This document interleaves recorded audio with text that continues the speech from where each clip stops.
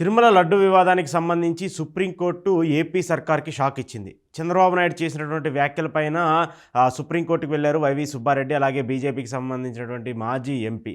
So ఈ నేపథ్యంలో supreme court ఈ కేసుకు సంబంధించి నిన్న విచారణ జరిపింది. విచారణ జరిపినటువంటి నేపథ్యంలో ఈ లడ్డు వివాదానికి సంబంధించి మీరు పూర్తి ఆధారాలు లేకుండా, పూర్తిగా విచారణ జరగకుండా బయటకు వచ్చి ఎలా మాట్లాడతారంటూ కూడా ఏపీ సర్కార్ని, చంద్రబాబు నాయుడిని కామెంట్ చేస్తూ వచ్చింది.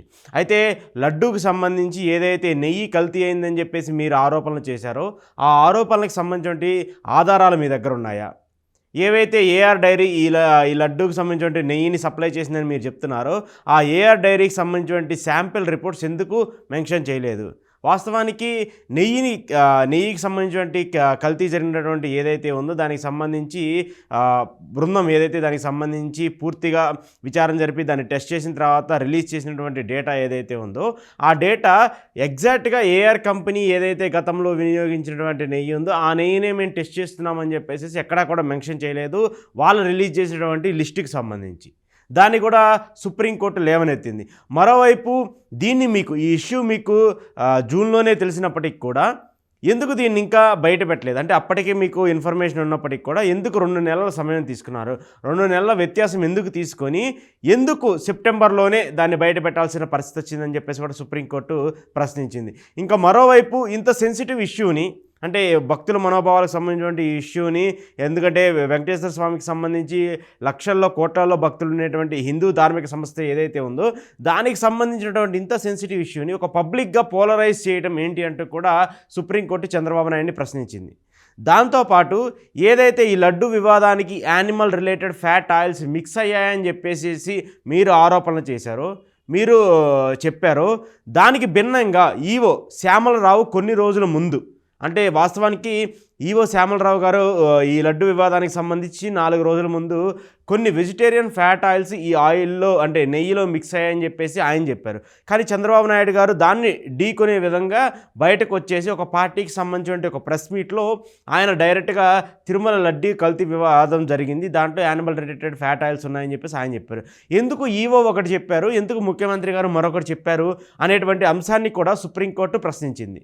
సో ఇలా వివిధ రకాలుగా ప్రశ్నలు లేవనెత్తినటువంటి నేపథ్యంలో చంద్రబాబు సర్కార్కి, అలాగే ఏవైతే కామెంట్స్ చేసినటువంటి ఈ వివాదం ఉందో దీనికి మాత్రం ఒక పెద్ద ఇబ్బందిగా మారే పరిస్థితి కనపడుతుంది. సో నిన్న విచారణ పూర్తిగా జరిగింది. దానికి సంబంధించి ఇటు టీడీపీకి సంబంధించి ఈ కేసుకు సంబంధించి సిద్ధార్థ లుద్రా వాదనలు వినిపిస్తూ వస్తున్నారు. ఇక మరోవైపు ముహుల్ రోహిత్కి కూడా ప్రతిపక్షాలకు సంబంధించి వాళ్ళు కూడా వాదనలు వినిపిస్తున్నారు. ఇద్దరి మధ్య వాదనలు విన్నటువంటి ధర్మాసనం ఈ వ్యాఖ్యలను అయితే చేసుకుంటూ వచ్చింది. వ్యాఖ్యలు చేసినటువంటి తరుణంలో టీడీపీకి సంబంధించి, అలాగే చంద్రబాబు నాయుడుకి సంబంధించి కూడా కొన్ని చివాట్లు పెట్టినటువంటి పరిస్థితి కూడా చెప్తూ వస్తున్నారు. ఎందుకంటే వాస్తవానికి హిందువుల మనోభావాలు దెబ్బతీసే విధంగా ఈ వార్తలు ఉన్నాయని చెప్పేసి ఒక కాంట్రవర్సీ జరిగినప్పటికీ కూడా ఆ ఇష్యూ కాస్త ఇప్పుడు దారి మళ్ళీపోయి, ఇప్పుడు ఆ ఇష్యూ కాస్త పక్కకి వెళ్ళిపోయి జగన్మోహన్ రెడ్డి డిక్లరేషన్ వరకు వెళ్ళింది. అయితే దీన్ని మాత్రం మేము విడిచిపెట్టమంటూ కూడా వైసీపీకి సంబంధించిన నేతలందరూ కూడా వాళ్ళు సుప్రీంకోర్టుకి వెళ్ళడం, అక్కడ పిటిషన్లు ఫైల్ చేయడం, దాంతోపాటు కేంద్రంలో ఉన్నటువంటి బీజేపీకి సంబంధించిన సుబ్రహ్మణ్య స్వామి లాంటి వ్యక్తి ఆయన కూడా పిల్ దాఖలు చేయడం, దాని మీద కూడా విచారణ జరగడం, ఇవన్నీ జరిగినటువంటి నేపథ్యంలో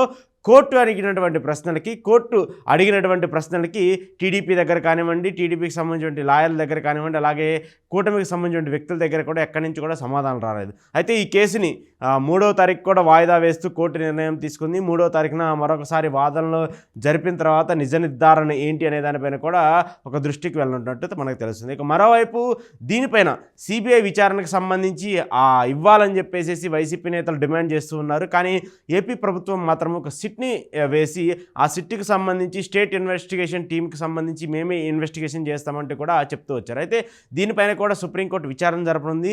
ఈ సిట్కి సంబంధించి విచారణ చేయించాలా, లేదంటే సిబిఐకి ఇచ్చి విచారణ జరిపించాలా, లేదంటే ఒక స్పెషల్ ధర్మాసనాన్ని వేసి దీనికి సంబంధించి విచారణ చేయించాలనేది కూడా ఒక నిర్ణయం కూడా తీసుకోబోతున్నట్టు మనకి తెలుస్తుంది. అయితే 3వ తారీఖు తర్వాత పూర్తిస్థాయి విచారణకు సంబంధించి ఆధారాలు వచ్చిన తర్వాత దీనికి వాస్తవాలు అవాస్తవాలు ఏంటనేది మొత్తము నిగ్గు తేల్చాలంటే మాత్రము సిబిఐకి కానివ్వండి, లేదంటే స్పెషల్ టీంని వేసి దీనికి సంబంధించి ఇన్వెస్టిగేషన్ చేయాలని చెప్పేసి వైసీపీ కోరుతుంది. కానీ ఏపీ ప్రభుత్వం వేసినటువంటి సిట్ మాత్రం మాకు వద్దు అంటూ కూడా వైసీపీ చెప్తుంది. సో ఇక్కడ వాస్తవాలు చూసుకుంటే మాత్రము వాస్తవంగా జరిగింది ఏంటంటే మాత్రము దీనికి సంబంధించి ఆరోపణలు మాత్రమే ఉన్నాయి. లడ్డూకు సంబంధించినటువంటి నెయ్యిలో యానిమల్ రిలేటెడ్ ఫ్యాట్ ఆయిల్స్ కలిశాయని చెప్పేసి ఆరోపణలు మాత్రమే ఉన్నాయి. వాటికి సంబంధించి నిజ నిర్ధారణ చేసుకోకుండా వాటికి సంబంధించి పూర్తి ఆధారాలు రాకుండా, వాటికి సంబంధించి ఎలాంటి ఇన్ఫర్మేషన్ లేకుండా ఒక ముఖ్యమంత్రి స్థాయి వ్యక్తి కామెంట్ చేయటం వల్ల ఇప్పుడు ఖచ్చితంగా హిందువుల మనోభావాల్లో కొన్ని ఇబ్బందులు అయితే వచ్చినటువంటి మాట 100% వాస్తవం. దానితో పాటు దీన్ని ఒక రాజకీయ కోణంగా మార్చటము, పవన్ కళ్యాణ్ లాంటి వ్యక్తి బయటకు వచ్చి డైరెక్ట్గా సనాతన ధర్మానికి సంబంధించి రక్షించడానికి ఒక బోర్డును కూడా నియమించాలి అనేటువంటి ఆయన చేసినటువంటి వ్యాఖ్యలు ఇప్పుడు దేశవ్యాప్తంగా హిందువులకు సంబంధించిన మనోభావాలను కాపాడేటువంటి ఒక వ్యక్తి, ఒక శక్తి రావాలని చెప్పేసి ఇప్పుడు హిందువులందరూ కూడా మాట్లాడుకుంటూ వస్తున్నటువంటి పరిస్థితి.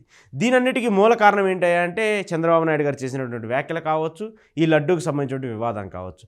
దీనన్నిటికీ ఫుల్ స్టాప్ పెట్టాలంటే కారణం ఏంటి? దీనన్నిటికీ ఫుల్ స్టాప్ పెట్టాలంటే దీనికి సంబంధించిన ఇన్ఫర్మేషన్ బయటికి రావాలంటే ఇప్పుడు పరిస్థితి ఏంటంటే ఖచ్చితంగా దీనికి సంబంధించి ఒక స్వతంత్ర ప్రతిపత్తి కలిగినటువంటి ఒక సంస్థతో ఎంక్వైరీ చేయించాలి. అది సిబిఐ కావచ్చు, స్పెషల్ జడ్జిమెంట్ కమిటీ కావచ్చు, లేదంటే సిట్కి సంబంధించి సిట్ కూడా. కానీ సిట్ వేసినప్పటికి కూడా వేరే వాళ్ళు ఎవరైతే ఉన్నారో, అంటే వైసీపీకి సంబంధించి ఆరోపణలు మోపబోతున్నటువంటి వ్యక్తులు ఎవరైతే ఉన్నారో వాళ్ళు దీని అన్నింటినీ కూడా వ్యతిరేకిస్తున్నటువంటి పరిస్థితి కనిపిస్తుంది.